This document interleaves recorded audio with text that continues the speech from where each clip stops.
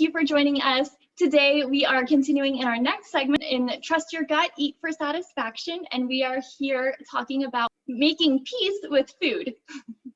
So we're here with Chelsea Chandler. She has a master's in public health, and she is a registered dietitian and a certified intuitive eating counselor. So Chelsea, thank you so much for your time today and for chatting with me. Of course, thanks for having me. So before we start, I always like to do an icebreaker question. So I would love to know, if you were a pasta, what pasta would you be? There's so many options, right? I think the spirally one, is it fusilli? Fusilli? Yeah, those are like a little bit thicker. Yeah, because they're just kind of like a chaotic ball of mess, and I feel like that's me. So I identify as that pasta, I think. Yes. That's awesome. I love that pasta. It's very filling, I think. I always feel super satisfied after eating. Love it. Can't go wrong with pasta. No. And then I would also love for you to share a little bit about how your work impacts the community that you serve. Yeah, definitely. Well, I'm probably overly passionate about it. And I try not to overshare in personal circles all the time, but it's just intuitive eating is always on the brain. Health at every size is always on the brain. It's hard to unsee it once you've seen it, right? So I do most of my work, however, one-on-one. I work with a student population at a university part-time, and then I also work part-time in my own business doing, the same thing, intuitive eating, counseling. And I think between both groups, even though we're talking about pretty different age ranges, the biggest impact is this major reduction in stress. You eat several times a day, and for each of those times, 3 to 5, 6 times a day, for each of those to be stressful, that's a lot. And no matter what you're eating at that point, if you're inducing stress, that's not healthy for us, right? So I think that's the biggest difference that I see when people really start to let that intuitive eating sink in. That's awesome. And that is definitely a big pillar of Chef It too, is connecting busy people with joyful food. And so I feel like joyful food is the experience of making the food, and then as you're eating your food, be joyful. So that is why I chose to kind of go down this intuitive eating path and learn more about it.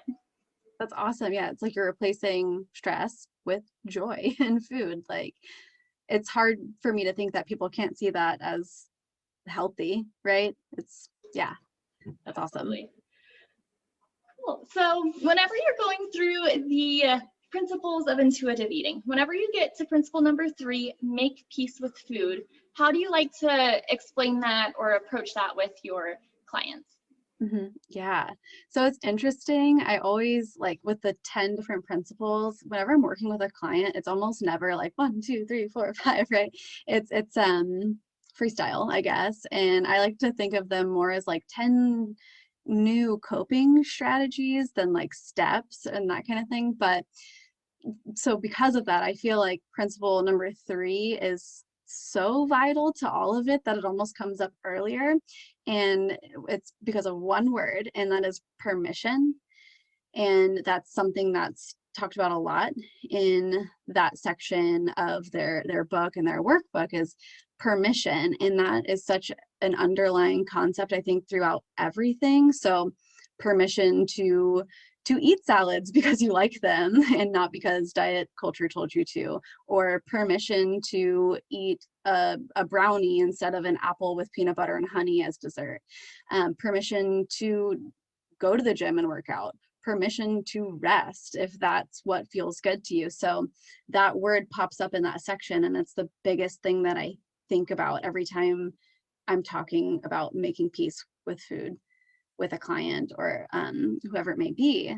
And I think it's so vital because you have to let yourself have that free fall with permission to enjoy all things in the amounts that your body is asking for a good period of time before your primal brain really starts to say, okay, this is real. She's not about to go on a diet. They're not about to restrict again because I do have full permission. So giving yourself that actual no strings attached permission sends a really important message to all of the primal biological things that are happening in your body. At least I think so.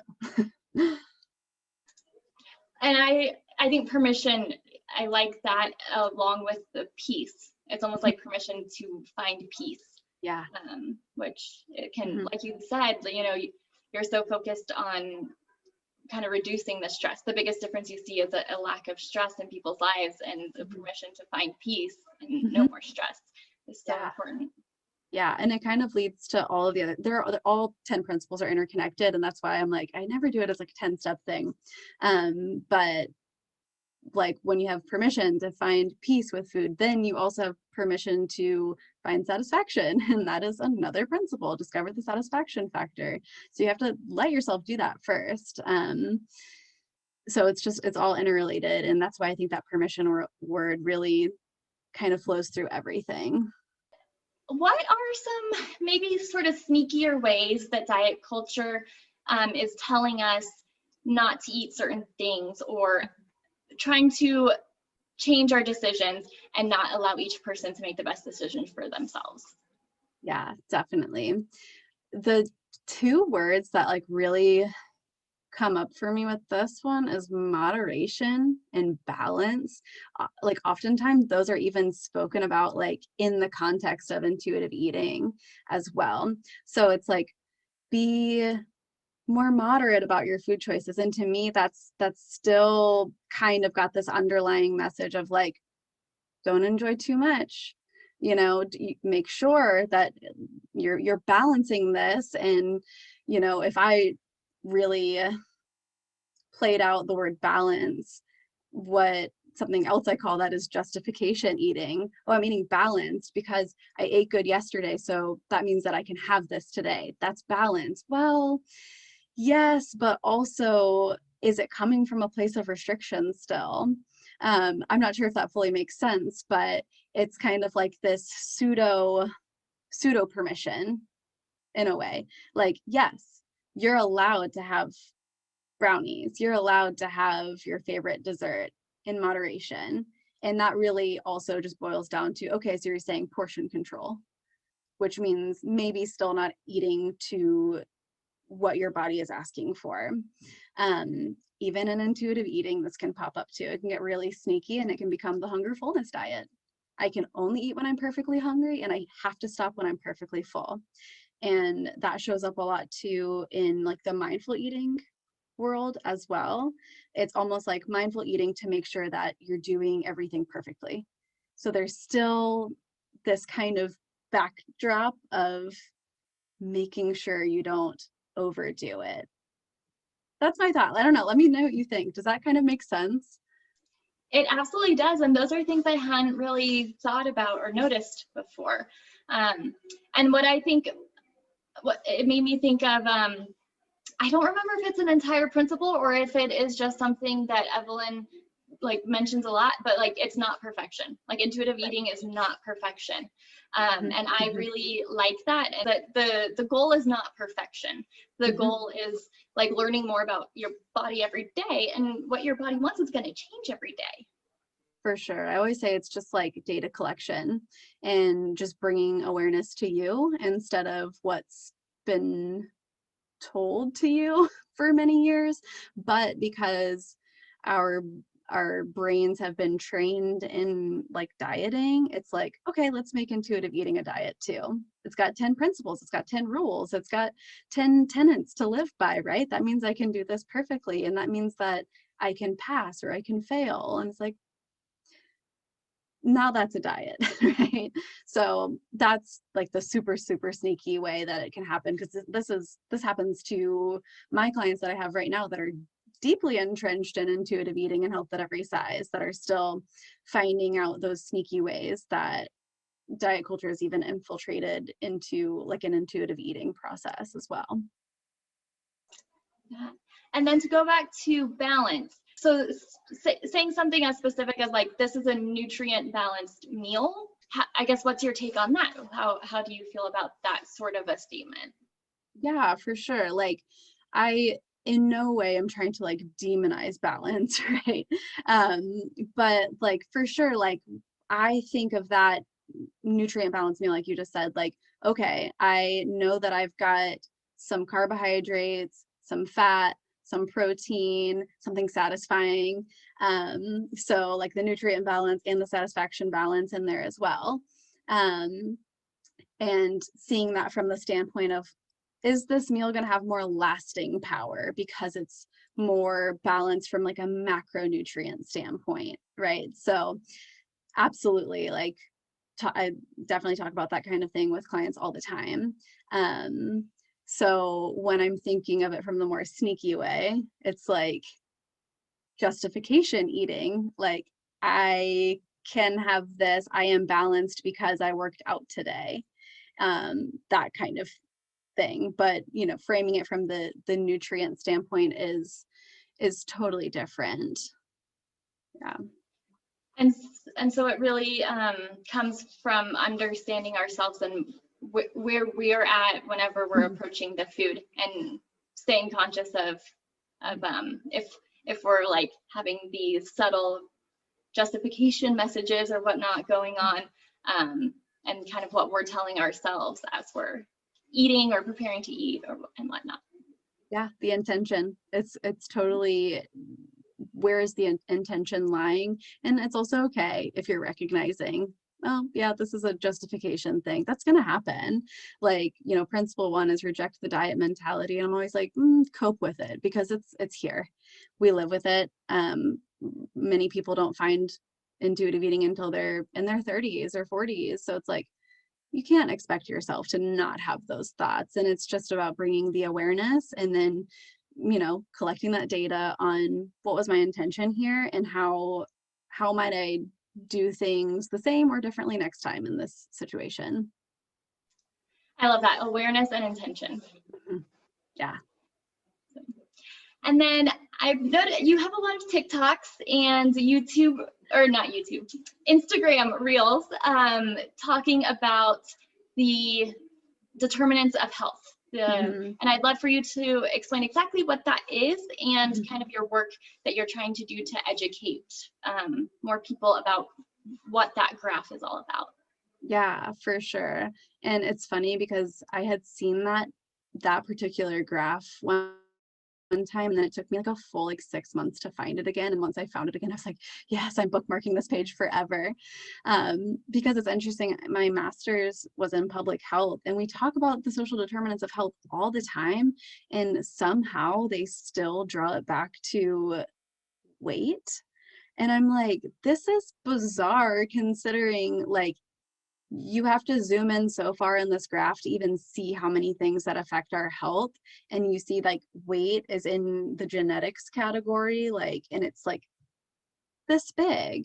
And, you know, on top of that, diet and exercise are like this big in the individual behavior category. So essentially, backing up, the social determinants of health are the many things that can make up an individual's picture of health. And that can be from, you know, things that are passed down in your family, where you grew up, how safe you are when you drive your car or own guns. Yet we do so much around diet and exercise. And it's just really bizarre that we got here when those are such a small component of what makes up our health. And to then further extrapolate and say that we also stress a heck of a lot around those two things, and that's on there too. So it's just this whirlwind of confusion when you look at it, like, how did we get here? To be so focused on these two tiny components of what makes us us, because we're so complex. And it's not to say that diet's not important or exercise is not important, but it's gotten a lot of airtime, and it's kind of time to move on. But we also have to heal the damage that we've done with the focus that we've put on it. There's just so much on there, like literally, like mental health is way more of even the individual behavior section than diet and exercise. Like a lot of it too just comes from like, did you grow up somewhere safe? Did you grow up somewhere where you had access to food? Did you experience trauma at a young age? All of those things are in there, right? And completely ignored. And we treat mental health as like so much bigger than we currently give it attention for, right? And our heads are literally attached to our body. So acting like it's this like nebulous thing that like can't impact any other aspect of your health is really bizarre. Which is where I think intuitive eating as a diet focused social determinant of health is so different, because we are looking at how does your mental health play into your eating. Because it is all connected. There's no way to disconnect your brain from anything your body does. Nope. And they've been talking for years on the inside. Yeah. So it's bizarre that we try to treat people so separately when, and especially it's so apparent when you pull up the chart and just see, wow, these are all the things in the background. And I'm going to focus on if this blueberry is going to have enough antioxidants for me. Maybe not. If you're interested in looking more into this diagram and learning more about it, I encourage you to follow Chelsea on Instagram because she has some really great informative videos about that. So Chelsea, how can we get in touch with you if we are interested in working with you or following you on different social platforms? Yeah, well, as you mentioned, found myself on TikTok during this pandemic. Who would have thought? So I do most of my stuff there and then transfer it to Instagram so I don't have to duplicate, reduce, reuse, recycle, I guess. So I'm RD_Chelsea on both of those platforms. And my business, so my nutrition services business, which is all virtual, is Graze Savor Grow Nutrition and Wellness. And I co-own that with another dietitian, Samantha Wally. And yeah, we work with people virtually and it's super fun, and we would love to have anyone who feels like their relationship with food, movement, or their body could just use a little bit of love, little TLC. That's what we're here for. And because it's virtual, you can work with anybody in any state, or are there any red tape? Yeah, is there any red tape to Yeah, there are some states, so it'd be on a case-to-case basis to see. So there, most states are relatively flexible, but it just depends. So, yeah. Awesome. So just reach out to you, let them know what state they're in, and then you guys can work forward from that. Cool. Yes, perfect. Well, thank you so much for joining me, and thank you, Chefeteers, for watching. We will see you again soon.